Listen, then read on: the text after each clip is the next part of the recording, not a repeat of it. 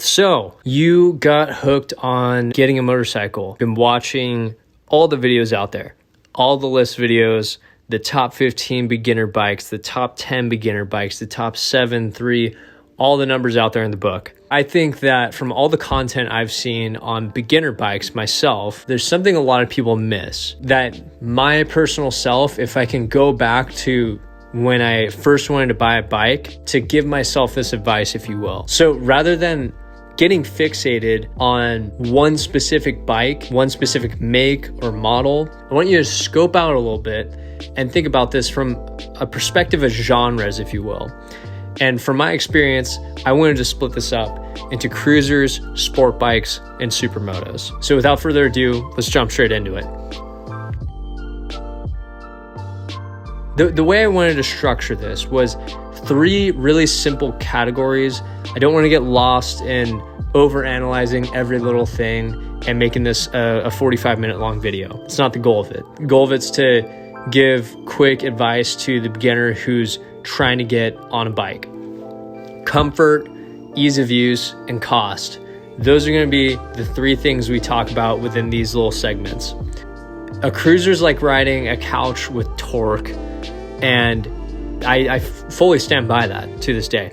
Now, obviously, you can get slimmer ones, you can get more lightweight ones that are going to feel more nimble, ones that have different types of power delivery, ones that have different seating positions, mid controls, forward controls, all those things out there. But generally speaking, they're going to be the bike that feels like you're on rails when you're on the highway.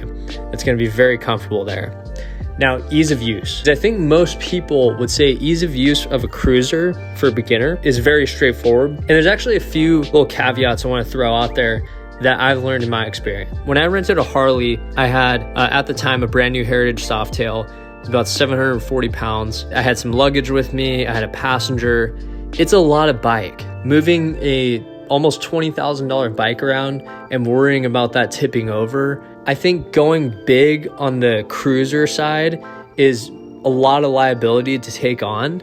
So be careful with that, because ease of use, yes, when you're on the highway and you're moving, it's a very straightforward bike to ride. But when you're in slow speeds and you're making sharper turns, when you're having more maneuvering on different pavements, gravel, whatever it may be, a heavy bike is kind of a nightmare. There is that little caveat with ease of use for all the people who are new. Let's go down to cost. I think cost is going to be pretty good here, because unless you're buying a Harley, you can get on a very large cruiser or a small one for just shy of a few grand. Now, obviously, COVID pricing has thrown the whole market out of whack. I want to throw this back to when I was looking at Honda Shadows, Honda Rebels, Yamaha Bolts. There was constant examples. This is more of the Shadow. I saw Shadows constantly online for $3,000. We're talking about a bike that has a reputation of going 6 figures in the mileage on different threads that I've seen over the years, which is pretty crazy.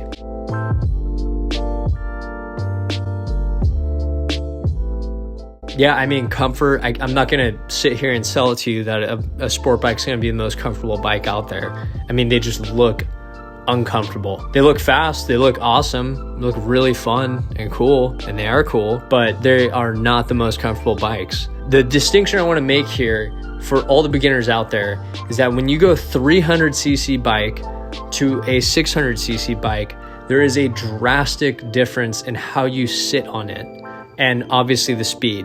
So put the power aside, just the seating position itself, you're going to be much more forward leaning on the faster bike. It's going to be, in my eyes, more uncomfortable.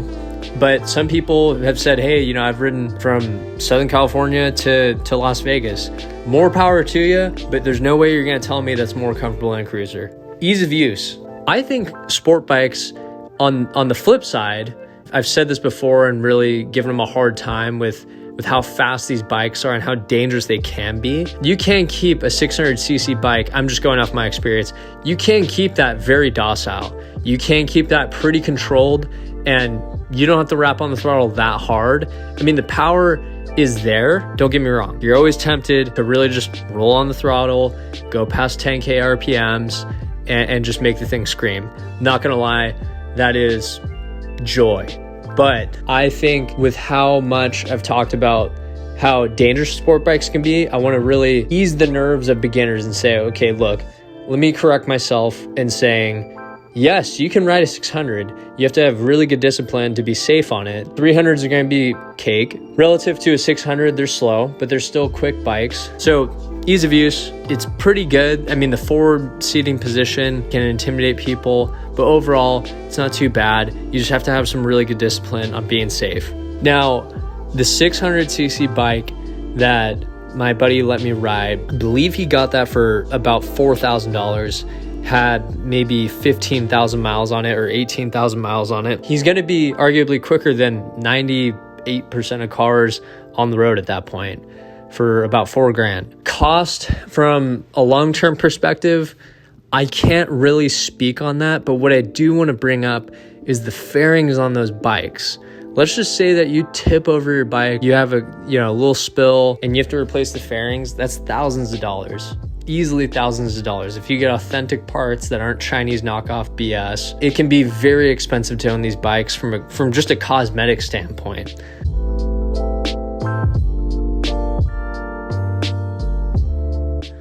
We're finishing off my favorite class. We got Supermotos. Comfort on the Supermoto. I think it's really dependent on how tall you are, on what type of riding you're doing, because typically Supermotos, people aren't really getting these for long distance rides, right? A lot of people have them in metropolitan areas because they're good short distance bikes that you can have a lot of fun on. I think if you get a modded seat, like a seat concept seat, depending on how you're riding, I would say the comfort's lacking, but it's not terrible. Moving on to ease of use.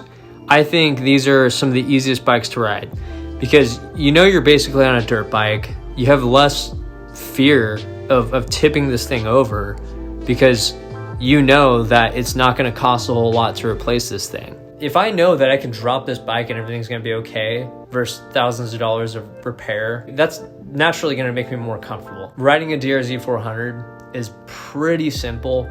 I've had friends who are very uncomfortable riding bikes who've been able to ride around the block totally fine. Take that for what you will, but these are pretty easy bikes to ride. They're 4-stroke, kind of tuned down bikes. They're not your typical dirt bike where they're really high octane. I would say most beginners are going to be very good on this bike. Cost of ownership is going to be the lowest. Let's talk about insurance with these bikes. Now, sport bikes and cruisers are going to be much more than your Supermoto.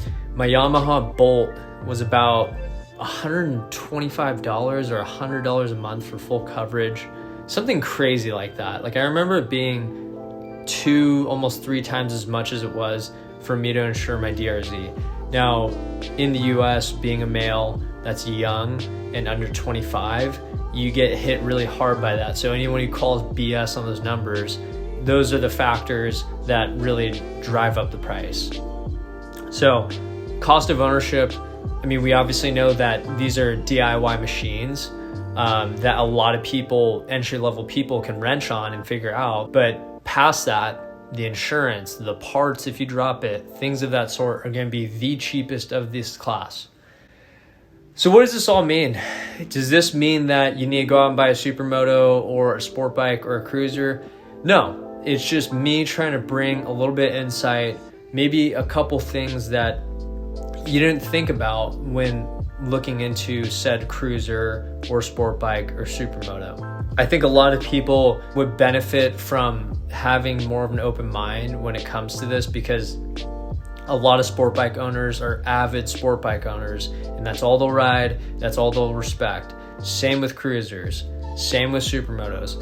Everyone gets caught up in their classism, if you will.